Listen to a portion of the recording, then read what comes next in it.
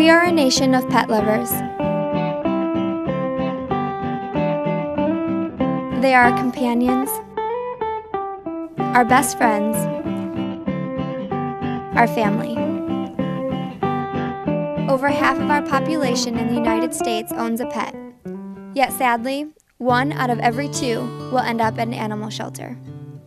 A startling number of approximately 8 to 12 million animals will enter an animal shelter nationwide every year. These animals don't know why they are there or what they've done wrong. They've unfortunately fallen victim to an undeserved fate.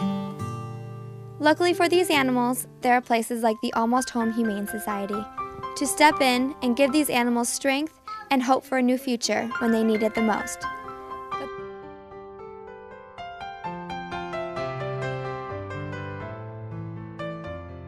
The Humane Society is located in Lafayette, Indiana. We're known as the Almost Home Humane Society now, and the organization was established in 1939 by a group of citizens in the area that wanted to make sure there was an entity in the community to speak on behalf of the animals in need. And our mission is to continue to do that. We advocate for the animals, we try to educate the public as much as possible, and just be there for the homeless and animals in the community. We changed our name. We're now known as the Almost Home Humane Society, and we changed our name because we used to be the Tippecanoe County Humane Society, which I felt gave the perception that we were funded with county tax dollars, and we were not, never have been. We have just a tremendous amount of services, and some people don't realize what all we have. Our website is always a good place to go for people. It's almosthomehumane.org, and we actually have listings on there of our particular services. We do the things that most people would think of. We have adoptions for animals. Stray animals from Lafayette and West Lafayette are brought into us for housing.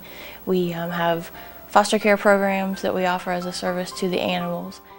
For a shelter of our size, we pride ourselves very much on our ability to place the majority of our animals. Last year we did very, very well in the upper 60 percentile of positive placement for the animals. When you talk about humane societies and animal shelters, anywhere you are, the question of euthanasia always comes up, and it's not a subject that people like to discuss. We don't, very, very rarely anymore, almost non-existent, do we euthanize for space, which is a tremendous accomplishment for us, because with the numbers coming in and the amount of people coming in not adding up, it can be a struggle sometimes. Our goal is to be there, like our mission states, for the animals, to be their voice, to share their needs with the community members so people know how to help, encourage people to spay and neuter, all of those things, to advocate for them because they can't do it themselves. I mean, if they could speak, it would be, it would actually be pretty good, because they could actually tell their stories. But since they can't, people like us who love them, work on their behalf, we're the ones that have to go out and tell their story. Sometimes their stories aren't happy. Some of the things that we've seen happen to the animals before they come to us, I mean, it's just heartbreaking, and sometimes people don't like to hear about how cruel the world can actually be to the animals out there that don't have somebody looking out for them, and then that's where we step in.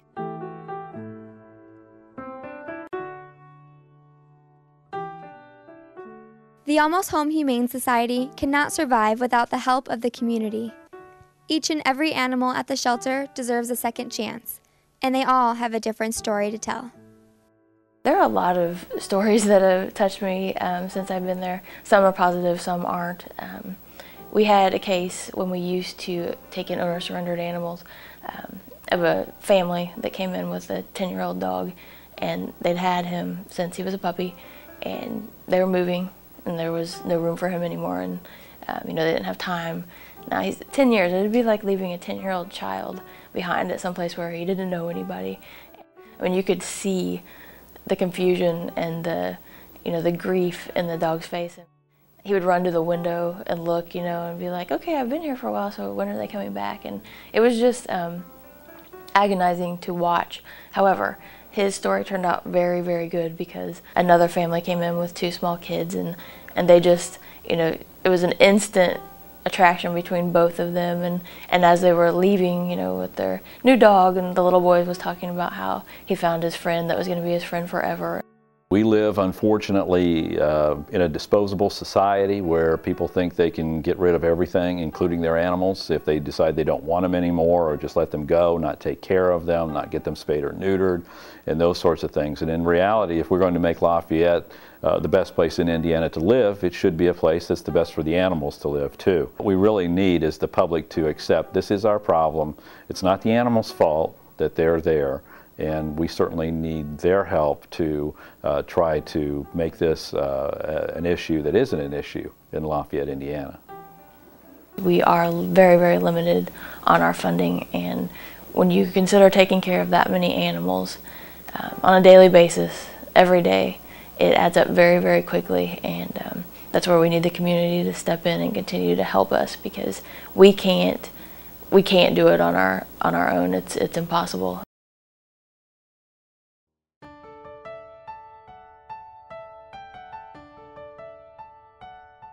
There are many ways you can get involved depending on your specific interests.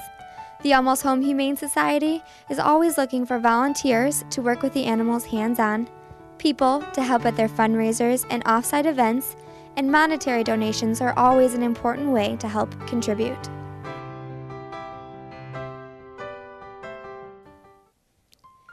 The foster and adoption programs are two important ways to make a difference in an animal's life. The foster care program caters to the animals that need a little extra attention, whether they are too young to go up for adoption, recovering from an illness or injury, or sometimes they've just been there for a while and need a break. The foster care program gives them that household setting where they can be around people and get a feel for what it's going to be like when their forever family does come into their life. Andy, come on, guys. Penny, do you want to eat?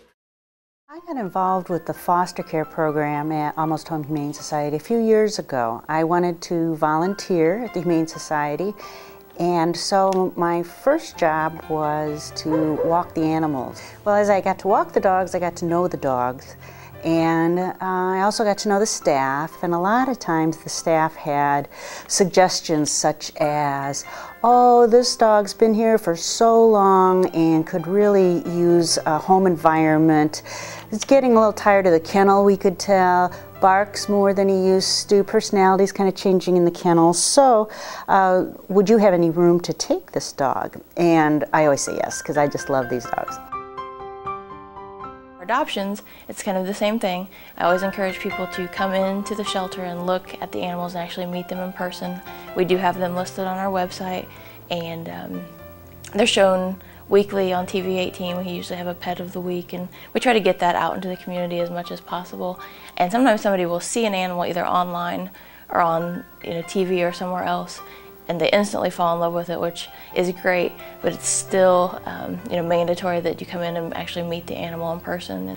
So we have an application, you fill it out, the managers look at it, we ask questions that might arise, and what we really try to do is match the perfect animal with the perfect household. We do the best we can to try to assess which animal might be the best, but of course the people always choose who they want, but sometimes we offer additional suggestions just to try to make the match as best as it can be.